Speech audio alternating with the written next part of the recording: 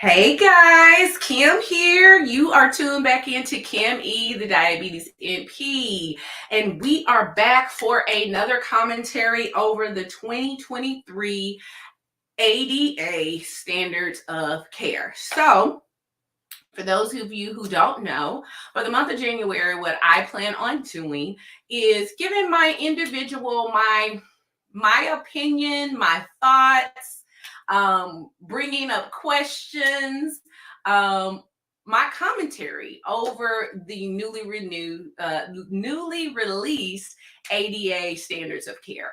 And so each day I am challenging myself. Typically, I put out one video a week.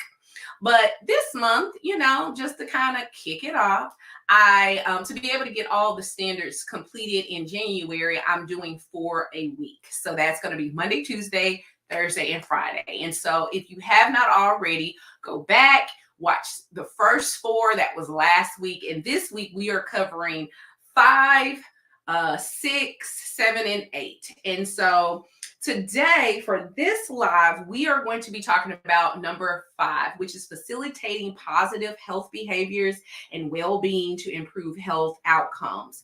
And I'm going to be honest with you guys. I really live in this one as a diabetes educator, or the formal name diabetes care and education specialist. I live in this standard. This is where many of us, all of us who are diabetes care and education specialists, this is where we get a lot of our information. And then, of course, whatever setting that we work in, you can pull from the other standards. But this is one that I always, for years now, I always am interested in seeing what they're putting out. And so I'm excited to be sharing this one because I think that this one is one that can get glossed over. It is one of the thicker ones, it's pretty thick. And so let's get into it. So out the gate, it talks about the positive behaviors, health behaviors that we need to help our patients build. So let me read this statement. Building positive health behaviors and maintaining psychological well-being are foundational for achieving diabetes treatment goals and maximizing quality of life. Essential to achieving these goals are diabetes self-management, education and support, medical nutrition therapy, routine physical activity, tobacco cessation counseling when needed, health behavior counseling, and psychosocial care. So really, that's your first 2 sentences out the gate. And really, that's pretty much that's what diabetes care and education specialists, this is what we're rooted in. You're going to see us talk heavily about this. For me personally, of course, I lean more into the diabetes self management, education, and support as a nurse practitioner and a prescribing provider.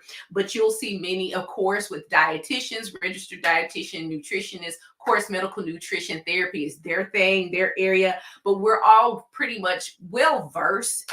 And of course, we have our own, disciplines that we really kind of nestle into. So let's go into diabetes self-management, education, and support. So if you have followed me any amount of time, or even if you're new, let me just let you know, on my YouTube channel, I have talked extensively. I've spoken extensively about DSMES, okay?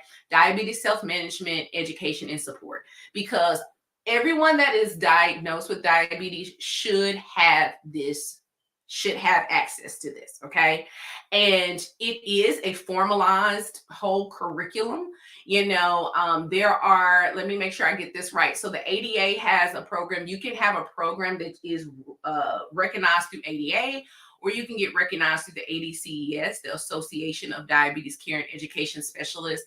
But it is a course, it is a curriculum, a training, a learning time, a support mechanism that patients who have diabetes, they all should go through it.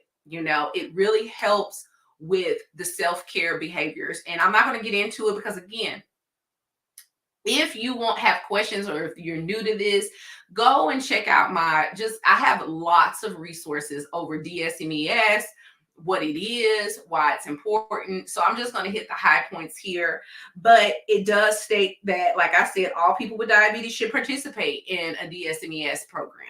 Okay. Um, the reason for this is because research has shown us, not just with diabetes, but any chronic disease, that you get better outcomes, you get better results. Clearly, you get better patient buy-in when people play an active role in their care. Part of that is building self-management behaviors.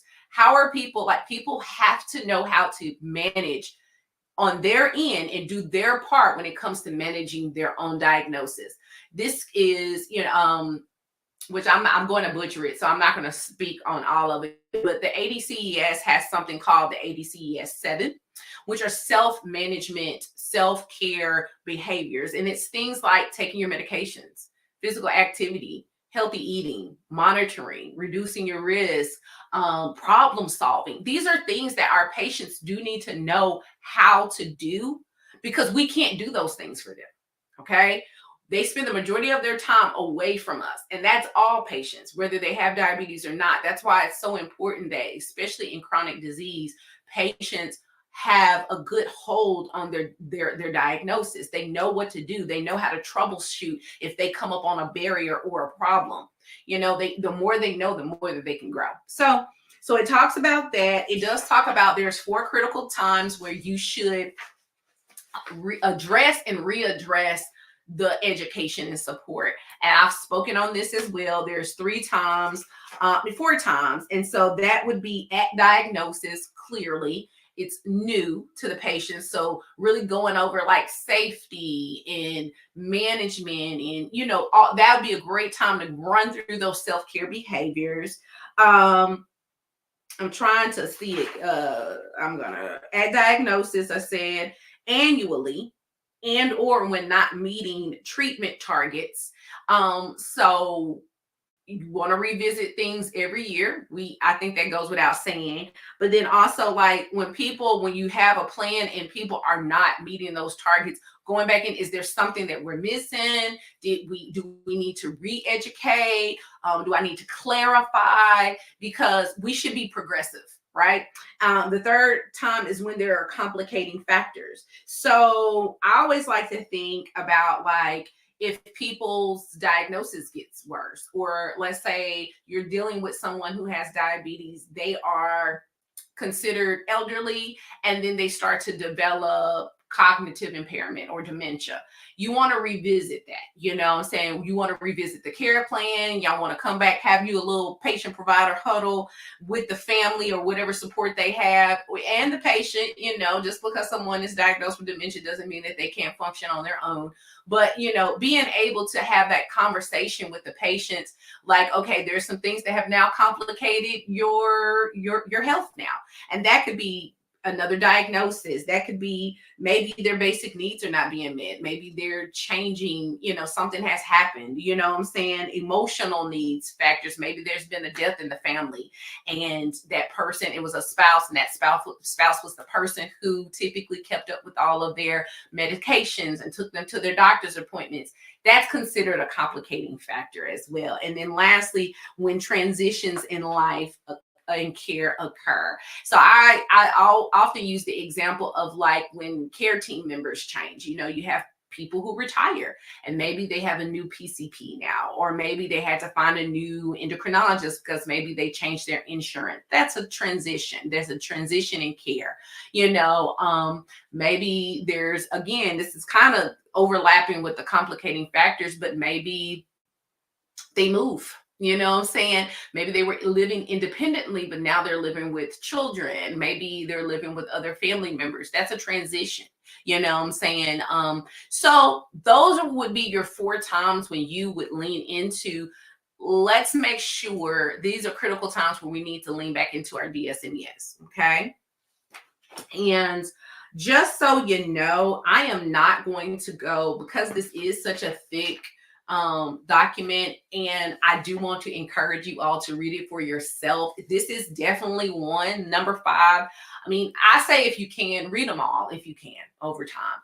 But this one, definitely, you need to be aware of, no matter what kind of profession, healthcare professional you are and what demographic you serve or setting you're in. I think this one is one that we all need to read.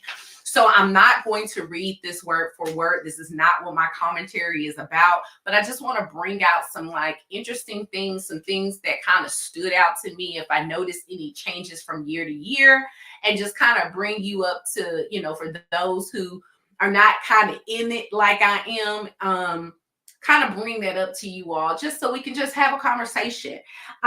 Lastly, on the DSMES, they do talk about reimbursement, and Medicare does pay for reimbursement for programs that are recognized through ADA and the ADCES. So you do have to go through the process of pulling together a program, submitting it, and getting it recognized. There's also something that I've mentioned in previous videos, the DPP, which is the Diabetes Prevention Program. That is recognized through the CDC. So that is for people who are at risk for diabetes. They are in the pre-diabetes state. And once you do DSMES, that's for those who are already diagnosed. And, patients have to qualify to be a part of these programs. There's risk factors. So basically, if a patient has your typical pre-diabetes factors, they're eligible for DPP. If a patient is diagnosed with diabetes and they've never been through a DSMES program, then they qualify for this. And it talks a little bit about the reimbursement, not a lot. Medicare does reimburse if it is a recognized program between those two organizations that I spoke of. And it says that it is covered by most health care insurances. I will say that the problem that I find more, the issue is not so much reimbursement, it's more so making sure that healthcare professionals know that this resource is available. I find that a lot of people don't even know that a program is even available out there. And not even that, if you do know, do you have one in your area? I live in a metroplex, I live in a big city, and there's some all over the place. But, there are some places I understand that are rural, some places that probably don't have a program. And it does talk about later in this document and just throughout what I've been reading in general, that that's the reason why leaning into telehealth is going to be very beneficial, so we can get access to everybody. That's what technology helps us do. And so that's pretty much what it says. And if you want to know a little bit more, you definitely can pick it up and read it. We then move into medical nutrition therapy. So for the longest, years back, excuse me, I'm gonna have my morning coffee. So years back, I thought that anybody could do medical nutrition therapy. And as a new nurse practitioner, I thought I was doing proper nutritional counseling. This clearly states that what is considered medical nutrition therapy, which is also associated with DSMES, but they're separate. So you bill for them separate. But they do work. You do need to do them together. You know what I'm saying? Like, they need to be happening simultaneously for the patient. But they're two separate services. Medical nutrition therapy is rendered by an RDN, a registered dietitian nutritionist. And the thing that I love about medical nutrition therapy, let me tell you a few things about this. So for one, it is as effective, if not more effective, than metformin bringing down the A1C. I don't think a lot of people know that. Like, it can bring down your A1C 1 to 1.9%. So basically 1 to 2%. So think about that. If somebody is at an 8, that could bring them down to a 7, even maybe a 6. That's major, okay? Just off of nutritional counseling, medical nutrition therapy. And so, but here's one of the things too. I feel like medical nutritional therapy is underutilized as well, just like DSMES. I don't think a lot of people realize that they can send their patients out to that, or people may be like how I was, feeling like you are giving the nutritional counseling. You need to get your patients over to an RDN, okay? You need to get them over to an RDN. And here's the reason why, is because for one, that's what they went to school for, is literally sculpting eating patterns for people. And the thing I love about RDNs, I've said this before, I'm going to continue to say it, is they sit down and they talk with the patient and they come up with a game plan. They talk to the patient about their preferences when it comes to food, what their beliefs are, their customs, because believe it or not, different cultures have different ties to food. They have different beliefs. And, because of customs, foods can be, tied to certain things. And so they sit down with their patients and they come up with an eating pattern.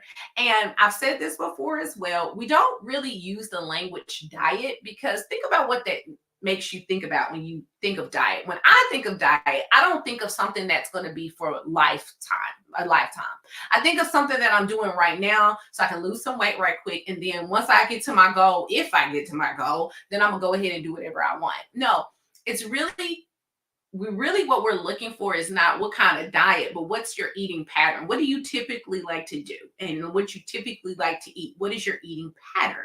So meaning you may consider yourself vegan, but you may occasionally eat some eggs here and there, or you may not freak out, but then somebody else may be like, I don't want anything that's not vegan touching my lips. But it's still considered vegan. Some people may argue with me, but that's the mindset that's coming behind this, is that what is your eating pattern? And speaking of eating patterns, and I've talked about this as well, this blatantly says here, there is not a one size fits all eating pattern for individuals with diabetes, and meal planning should be individualized. And here's the reason. And they studied many different. I didn't see it in this one. It may be in the nutritional consensus report, because aside from the standards, the ADA also puts out a consensus report called Nutrition Therapy for Adults with Diabetes or Prediabetes. And if you have time for that, if you're really interested into figuring out different patterns, eating patterns, they go into, I think that's the report where it goes into the different patterns. So veganism, vegetarianism, Mediterranean diet, the DASH diet, keto, it goes into a lot of different things, and it shows the different studies that have been studied with those different eating patterns. And really, when it comes down to it, there's promise in a few of them, but the truth of the matter is everybody can't eat the same, because everybody doesn't like the same food, and everybody physically cannot. People have food allergies. I mentioned that before. So I'll give you an example. One of the better diets, the diet that sort of probably shows the most promise is the Mediterranean diet. But most people don't want to eat like that. You know what I'm saying? Like, what if you have an allergy to fish? It's heavily fish. You know what I'm saying? What if you have a nut allergy? Nuts are a part of that pattern. You know what I'm saying? You don't have to eat it, but that's kind of what kind of defines that pattern, of course. Now you do other lean meats, but what if you can't eat that stuff? Well, then that means that if we're telling people that that's the diet that you need to be on, or that's the eating pattern that you need to be on, everybody can't do that. So what about the people who can? And what if people don't like the food on that eating pattern? There are people that don't like certain foods. We all have foods we don't like. And then again, there's promise with the vegetarian diet, more so the vegan diet. I have seen a lot of my patients that have committed to the vegan diet, or at least 80% of the time, I have seen great results with that. But again, most people don't want to cut out, animal products. People don't want to cut out. There are a lot of people that don't want to cut out meat. They don't want to cut out dairy. So, what do you do? And if you're really going vegan, really, really, really vegan, then you wouldn't even eat honey. So, it depends on what category you want to be in, and it depends on who you speak to. A lot of people don't want to do that. So what about them? You know what I'm saying? So that's why they said there is no one size fits all. It does need to be individualized, and that's what the RDN will do for your patients. Something that, though, yes, I'm a nurse practitioner. I've been through school more than once. I've gotten nutritional classes every time I went through. But the way that they're able to do it, I can't do that. And we just need to humble ourselves and know that we need to, again, not work in a silo. And what they said earlier, the care team needs to be diverse, and it needs to be complementary. That's part of the complementary part. So that's that on that. Like I said, does need to be, it says it needs to be provided by our RDN who is knowledgeable and skilled in providing diabetes specific MNT at diagnosis and as needed throughout the lifespan. Similar to DSMES, MNT delivered by RDN is associated with the A1C absolute decrease 1 to 1.9% for people with diabetes type 1. And then for diabetes type 2, it can decrease anywhere from 0.3 up to 2% for those who have type 2. Y'all, that's major. Why wouldn't we try it out? If we know that, like, and think about, especially if you have a patient who doesn't like to take medicines, it is more effective than metformin. Like, and I tell patients that, and I know we live in this world where people don't want to talk about like weight loss and lifestyle modifications. And I've had even some people come in my DMs and come in my comments. Please don't, if you're not ready to go. I'm just going to tell y'all that right now, because I'm not the one that's just going to let you just say whatever. We're going to talk in facts and we're going to talk in truth. And the truth of the matter is, this is what's before us all. You can't have your cake and eat it too. So if you don't like to take medications, and this is what I tell my patients, if you don't like to take medications, then you're going to have to commit to something else. That's probably going to be a lifestyle change. You can't be out here not taking your medications, but also living your life like you don't have all these things going on with your body. You're going to have to make a decision. There's no situation in this world where you can have your cake and eat it too. There's going to be something that you're going to have to minimize. You're going to have to modify. You don't have to restrict, but you're going to have to change. And so you're going to have to make the decision what you want to do. And a lot of times, because as y'all can see, I give it to my patients real. When I talk to them like that, they're like, okay, I get it. I'm like, because my question is, if you don't want to do nothing, then what are we doing? I love talking to you, but you here because I assume that you want to get a certain result or meet a certain goal. You're going to have to tell me what you're willing to do, because we can do it, but what are you willing to do to get there? You see what I'm saying? And so that's that on that.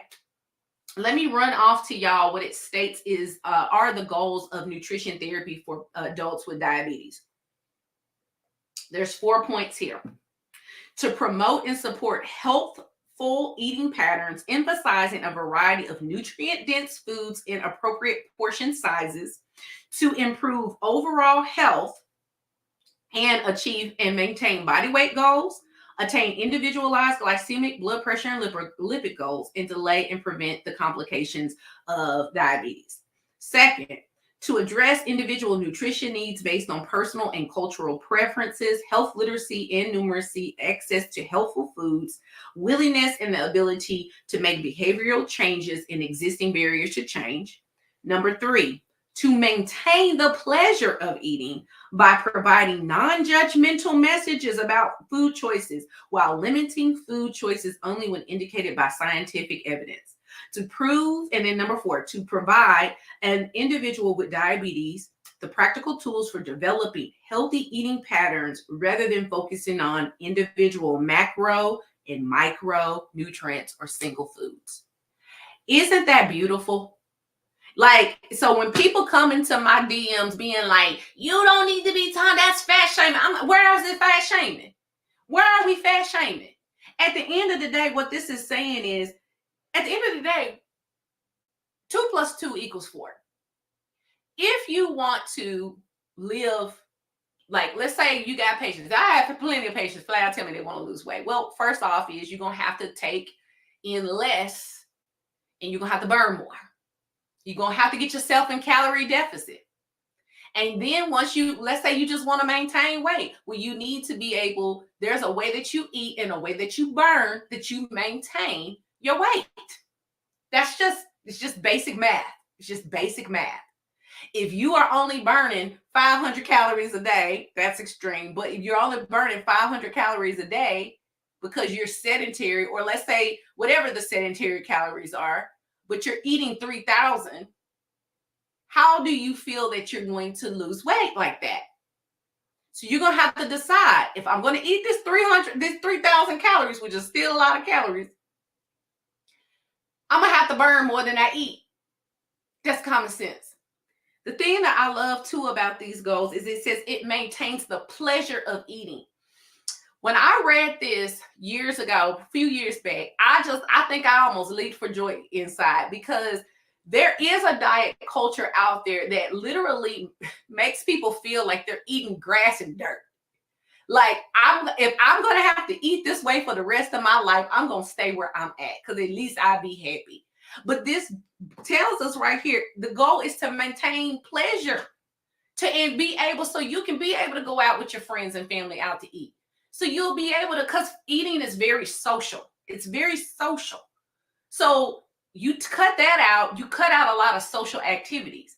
You got cultures that food is very big in their family gatherings and what they do, and their honorings, their ceremonies and stuff like that. You know, even in my family, every time family comes together, there's always food there. That's part of it, because we tend to be around each other for very long stretches of time, and people do need to eat.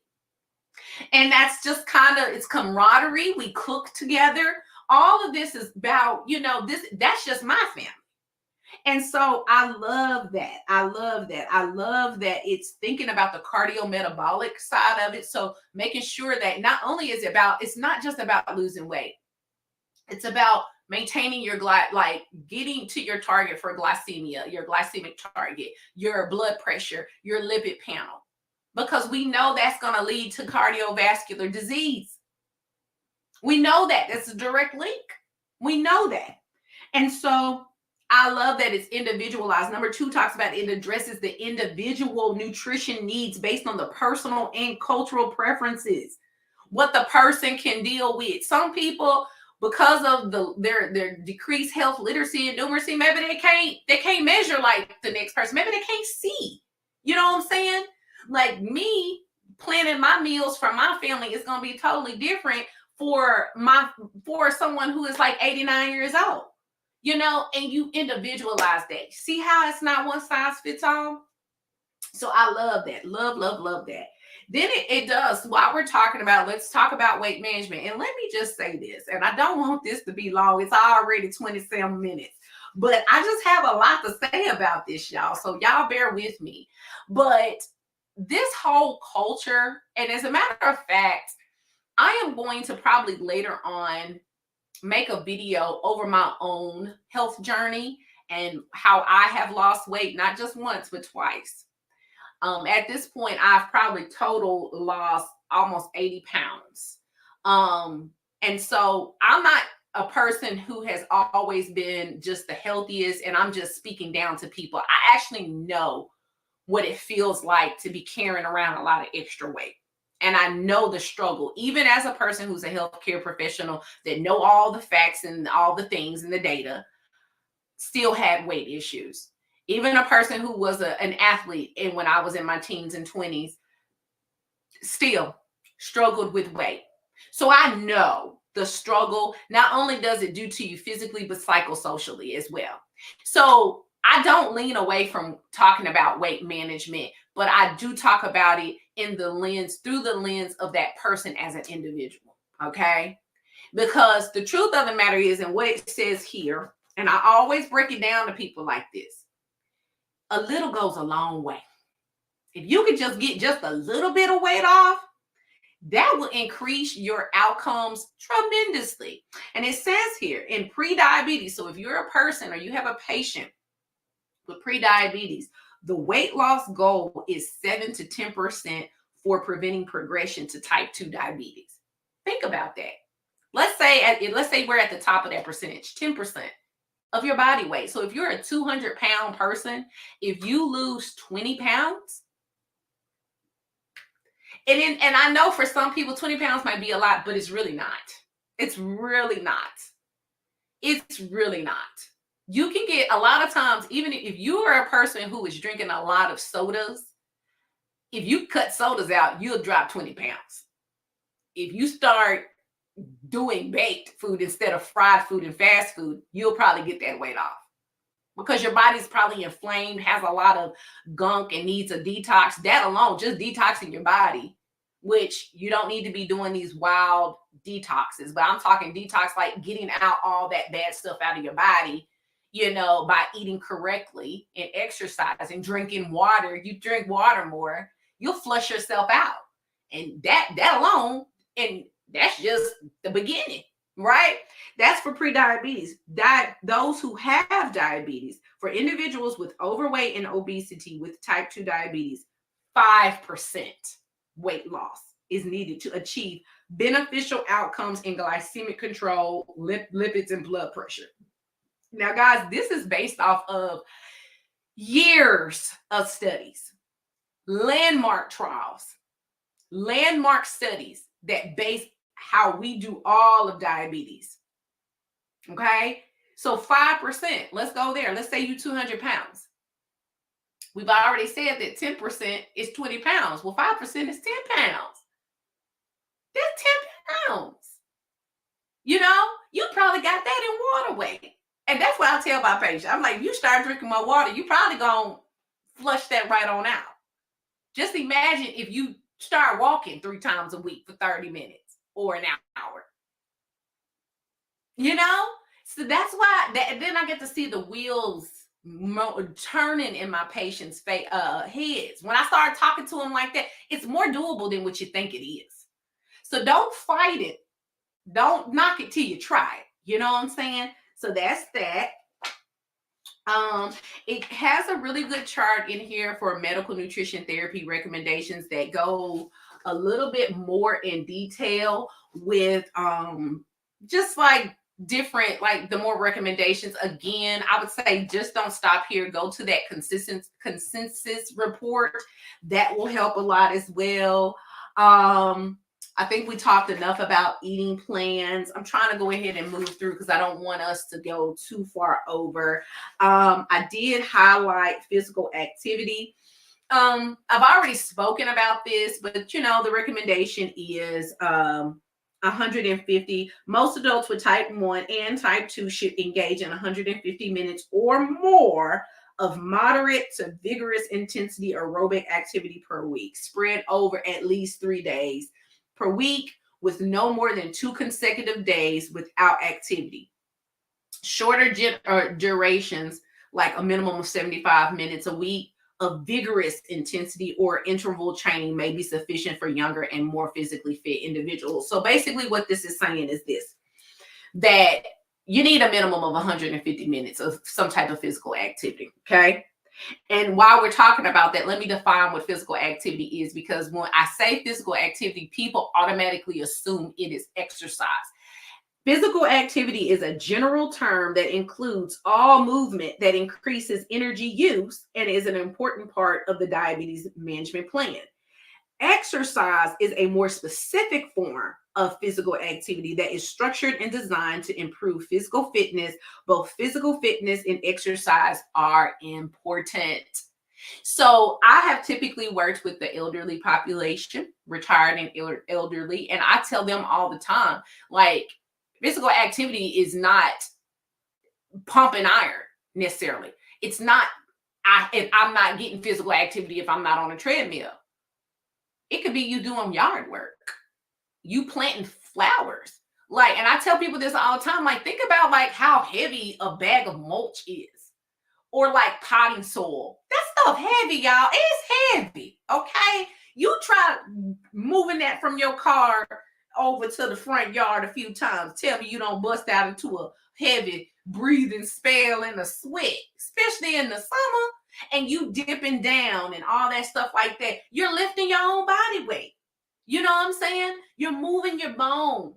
So, and I know everybody doesn't do yard work, but I just am trying to illustrate that it doesn't have to be, I have to go to the gym, I have to put on some sneakers, I have to be on an elliptical. That's the only way I can do it, because that's a barrier for a lot of people. What if you don't have that near you? But what do you have? Do you have a park? I tell people, even when they're grocery shopping, get your steps in there. You know what I'm saying? Don't, if you can walk around the outside. There's lots of mall walkers that don't have a safe place to walk in the mall. They've done this all over the place. I don't know if they still do it, because I'm not typically up this early, but well, out this early. But I remember so many people would call them walkers, where the actual stores were not open yet, but the mall was open, and so you could actually walk internally and be safe in there. So if you don't have a park or the weather's not good or something like that, you have a safe place to go, you know? So that's that. It does go into more specific what you really need, because that's just the tip of the iceberg though. So for somebody who is sedentary, I don't go into all this other stuff about flexibility training and, resistance training. We can work up to that. But first off, I just need you to get your body moving. That's it. And of course, they also give the recommendation for children, because our children need to be getting out and exercising. They need to be getting some exercise every day too. Let's see here. Let me see how much more I got so I can make sure. Okay. So we talk a little bit about hypoglycemia. I've already pretty much talked about this, but they're talking about it in relation to exercise. So the big thing is, especially for those who are on therapies that, can induce hypoglycemia. So those who are on insulin or the secretagogues, like your, sulfonylureas, they're more at risk for they're on medications that can cause hypoglycemia. So prior to working out, knowing what your numbers are, and if it's less than 90, in just the carb source, you know what I'm saying? That it talks about that, and it goes more into that. Talks about, like, when it comes to exercise, like with the presence of microvascular complications. So there are some complications like neuropathy, some of the retinopathies, that you wouldn't want to do certain types of exercises. Like you probably wouldn't want to be lifting weights. You shouldn't lift weights if you have like proliferative retinopathy, or like very severe non-proliferative retinopathy, because you're just putting yourself at risk for making the complication worse. And it goes through that as well. It goes through the different other ones, like with neuropathy, that's a safety issue as well. Like if you can't feel your feet, that can cause you to have some, injuries and things like that. So it depends on like choosing what kind of exercise you should do, because there's many different physical activities that you can do. And so that's that on that. Of course, smoking cessation, and this includes not all tobacco products, as well as e-cigs. Let's see what else. It does go into the psychosocial issue. The thing that a lot of people overlook too when it comes to the psych side of diabetes, and this is really honestly any chronic disease, is that, chronic disease can definitely make any psychosocial issues worse. It can actually bring it on. To me, I think a lot of people look at diabetes as this like dark cloud.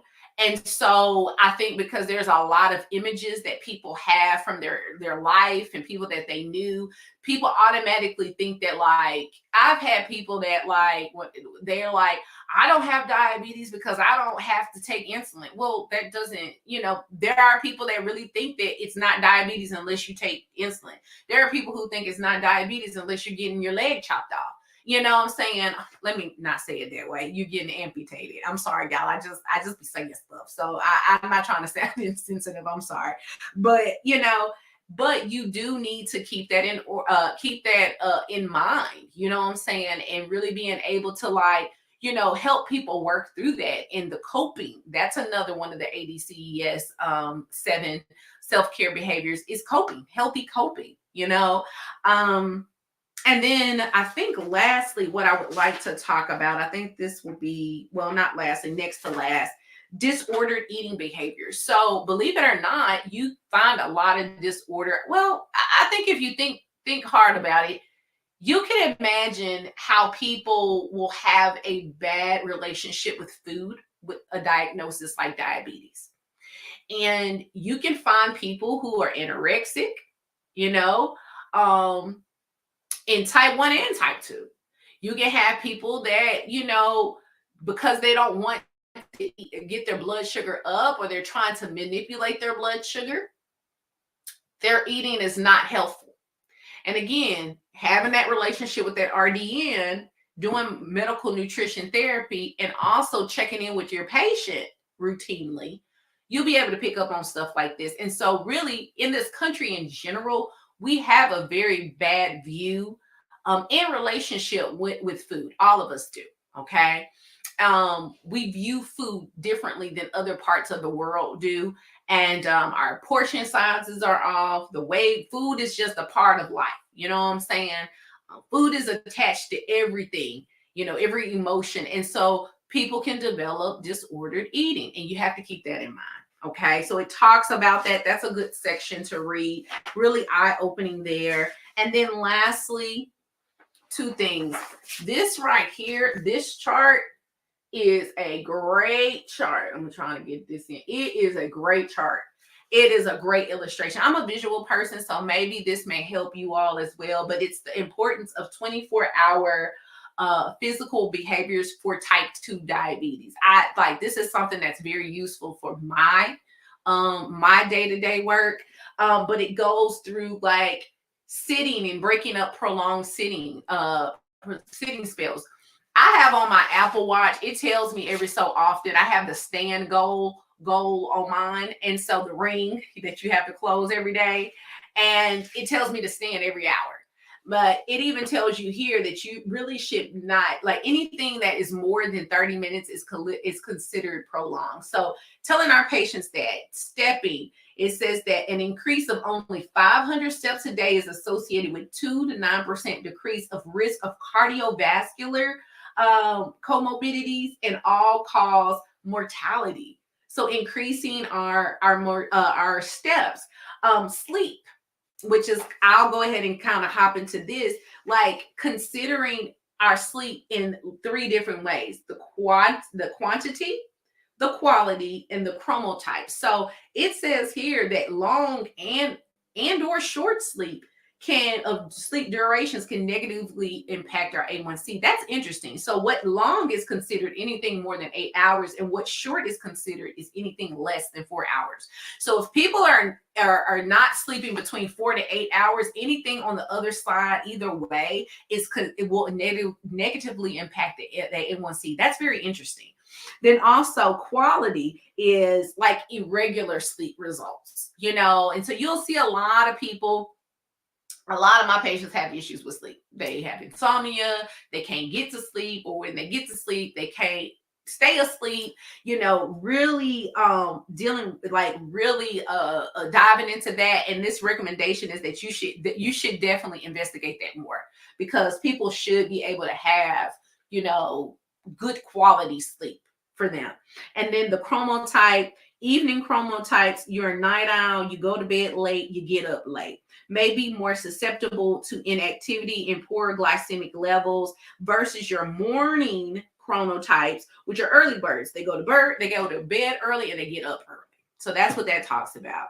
It talks about sweating. It talks about strengthening, which again is also a part of like the physical activity. But again, when I'm dealing with someone who is just getting off the couch, I want you up moving first. We can start talking about your strength training and resistance training at a later date.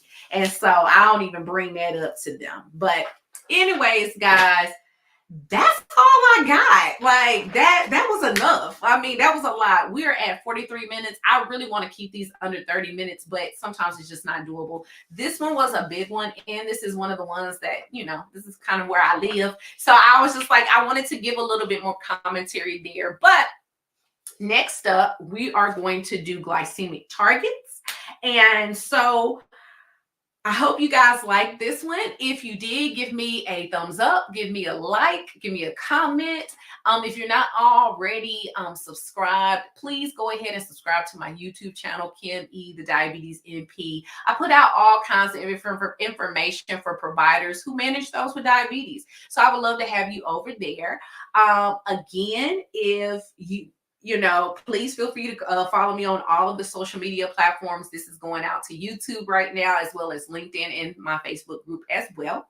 And you have been sitting here with Kim E, the Diabetes MP. I will catch you on the next one. Bye.